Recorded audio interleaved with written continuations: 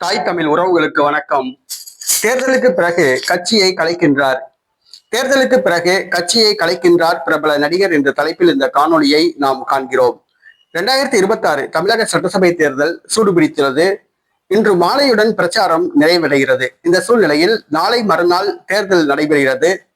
தேர்தலுக்கு பிறகு கட்சியை கலைக்க திட்டமிட்டுள்ளார் ஒரு பிரபல தமிழ் திரைப்பட நடிகர். ஆம், பிரபல தமிழ் திரைப்பட நடிகர் கமலஹாசன் ஜெயலலிதா மறைவுக்கு பிறகு மக்கள் நீதி மையம் என்ற ஒரு கட்சியை ஆரம்பித்தார். தேர்தலில் போட்டியிட்டார். ஆனால் களப்பணி ஆற்றவில்லை. கட்சி வளரவில்லை. கழுதையிலிருந்து கட்டெரும்பான கதையாக கட்சி மாறிவிட்டது. கடந்த பாராளுமன்ற தேர்தலில் திமுகவிடம் சீட் எதுவும் வாங்காமல் இலவசமாக பிரச்சாரம் செய்தார்.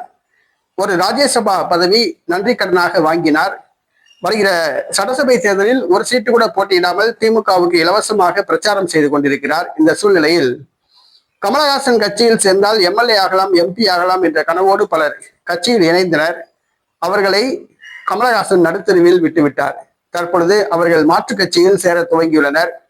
கட்சியில் தேடி பார்த்தாலும் கூட கண்ணு கட்டிய தூரம் தொண்டர்கள் தென்படவில்லை. இந்த சூழ்நிலையில் கமலஹாசன் உள்ளாட்சி தேர்தலிலாவது போட்டியிடுவாரா, அந்த கட்சி போட்டியிடுமா என்ற ஒரு கேள்விக்குறி எழுந்துள்ளது.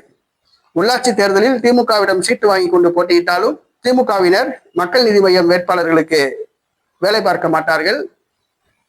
ஆகவே மக்கள் நீதி மையம் கட்சி காணாமல் போய்விட்டது. வேறு வழி இல்லாமல் வருகிற சட்டசபை தேர்தலுக்கு பிறகு கட்சியை கலைக்க திட்டமிட்டுள்ளார் நடிகர் கமலஹாசன். கட்சியை கலைத்துவிட்டு அவர் திமுகவில் சேரலாம் அல்லது காங்கிரஸில் சேரலாம் என எதிர்பார்க்கப்படுகிறது. பெருங்கனவோடு கமலஹாசன் கட்சியை ஆரம்பித்தார்.